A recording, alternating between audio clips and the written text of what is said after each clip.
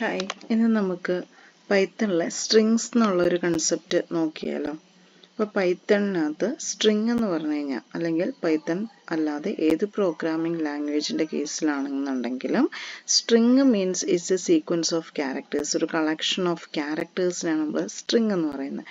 Four example, hello is a string ആണ്. Hello message എന്ന് പറയുന്ന ഒരു സ്ട്രിങ് ആണ്. It's a collection of characters ആണ് അല്ലേ. അപ്പോൾ അതിനകത്ത് കുറേ ക്യാരക്ടേഴ്സ് ഉണ്ട്. ആ ക്യാരക്ടേഴ്സിൻ്റെ ഒരു കൂട്ടം, അതിനെയാണ് നമ്മൾ സ്ട്രിങ് കൊണ്ട് ഉദ്ദേശിക്കുന്നത്.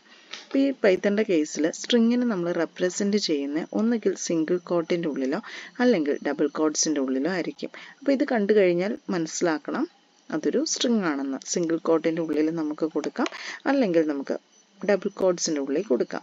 Four example, string 1 equal to Python programming, double കോട്ട്സിൽ കൊടുത്തു. അടുത്ത string 1 ഈക്വൽ ടു സിംഗിൾ കോട്ട്സിൽ പൈത്തൺ പ്രോഗ്രാമിംഗ്. അപ്പോൾ നമുക്ക് ഏത് രീതിയിൽ വേണമെന്നുണ്ടെങ്കിലും ഒരു സ്ട്രിങ്ങിനെ നമുക്ക് എഴുതാൻ പറ്റും. ദെൻ കുറച്ച് സ്ട്രിങ്ങിൻ്റെ ഓപ്പറേഷൻസും കാര്യങ്ങളൊക്കെയാണ് നമ്മളിനി പറയാൻ പോകുന്നത്. അപ്പോൾ ഇനി എനിക്ക് ഇതൊരു പ്രിൻറ്റ് ചെയ്യണം എന്നുണ്ടെങ്കിൽ, ഇത് ഓൾറെഡി നിങ്ങൾ ആദ്യത്തെ ക്ലാസ്സുകളിലൊക്കെ പഠിച്ചിട്ടുള്ളതാണ്. നെയിം ഈക്വൽ ടു ഡബിൾ കോട്ട്സിൽ പൈത്തൺ, ദെൻ പ്രിൻറ്റ് നെയിം എന്ന് പറഞ്ഞു കഴിഞ്ഞാൽ ഔട്ട്പുട്ട് പൈത്തൺ എന്നായിരിക്കും പ്രിൻറ്റ് ചെയ്യുന്നത്.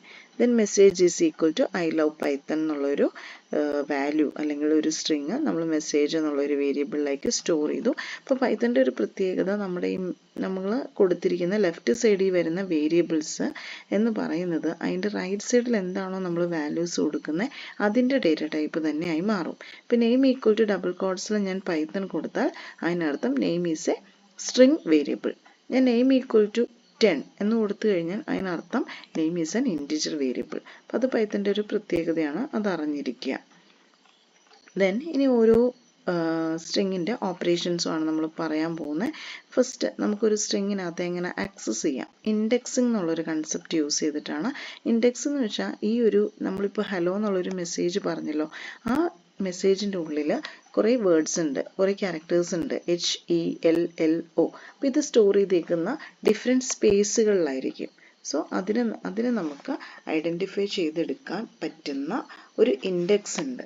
സോ അതിനെയാണ് നമ്മൾ ഇൻഡെക്സിങ് എന്ന് പറയുന്നത്. For example, greet equal to hello. Greet എന്നുള്ളൊരു വേരിയബിൾ, അതിനകത്ത് ഹെലോ എന്നുള്ളൊരു message, then greet of square ബ്രാക്കറ്റിൽ 1 എന്ന് കൊടുത്താൽ, ഇൻഡെക്സ് എപ്പോഴും നമ്മൾ റെപ്രസെൻറ്റ് ചെയ്യുന്നത് സ്ക്വയർ ബ്രാക്കറ്റിലായിരിക്കും. സോ സ്ക്വയർ ബ്രാക്കറ്റിൽ 1 കൊടുത്തു കഴിഞ്ഞാൽ നമുക്ക് കിട്ടുന്ന ആൻസർ E ആയിരിക്കും. എന്തുകൊണ്ടായിരിക്കും അത് അങ്ങനെ കിട്ടുന്നത്? നമ്മുടെ ലെറ്ററിൻ്റെ ഈ ഒരു ഗ്രീറ്റിനകത്തേക്ക് ഹലോ നമ്മൾ മെസ്സേജ് സ്റ്റോർ ചെയ്ത് വെക്കുക. പിന്നെ അതിനകത്ത് ഓരോ ലൊക്കേഷൻസിലായിരിക്കും സ്റ്റോർ ചെയ്ത് വെക്കുന്നത്. ഫസ്റ്റ് ഇത് സ്റ്റാർട്ട് ചെയ്യുന്നത് 0 മുതലാണ്. സോ 0th ലൊക്കേഷനിൽ H ആയിരിക്കും, 1 എന്നുള്ള ലൊക്കേഷനിൽ E, 2 എന്നുള്ള ലൊക്കേഷനിൽ L, 3 എന്നുള്ള ലൊക്കേഷനിൽ വീണ്ടും L, 4 എന്നുള്ള ലൊക്കേഷനിൽ O.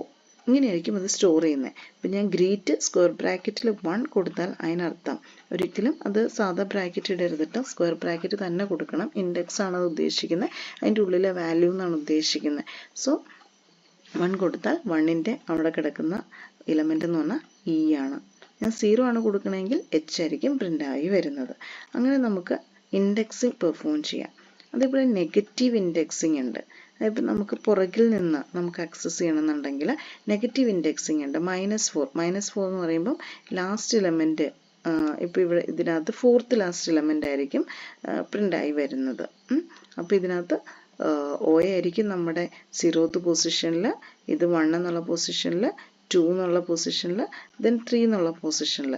അപ്പോൾ ആ ഒരു -4 എന്ന് പറഞ്ഞു കഴിയുമ്പോൾ നമുക്ക് ബാക്കിൽ നിന്ന് നമ്മൾ എണ്ണുക 1 2 3 അങ്ങനെ പുറകിൽ നിന്ന് എണ്ണി വരുമ്പോൾ കിട്ടുന്ന വാല്യൂസ് 4th പൊസിഷനിൽ എന്താണോ ഉള്ളത് അതായിരിക്കും എടുക്കുന്നത്. നോർമലി നമ്മൾ സാധാ ഇൻഡെക്സിങ് തന്നെയാണ് ഉപയോഗിക്കുന്നത്. നെഗറ്റീവ് ഇൻഡെക്സിങ് പൊതുവേ കുറവായിട്ടാണ് ഉപയോഗിക്കുന്നത്. പിന്നെ അത് നമ്മൾ കറക്റ്റായിട്ട് പറഞ്ഞിട്ടുണ്ട്. -1 refers to the last character. ഞാൻ കൊടുക്കുന്ന -1 ആണ്, എനിക്ക് -0 എന്ന് കൊടുക്കാൻ പറ്റത്തില്ലല്ലോ. സോ ലാസ്റ്റ് ക്യാരക്ടർ എനിക്ക് കിട്ടണം എന്നുണ്ടെങ്കിൽ ഞാൻ -1 കൊടുക്കുക.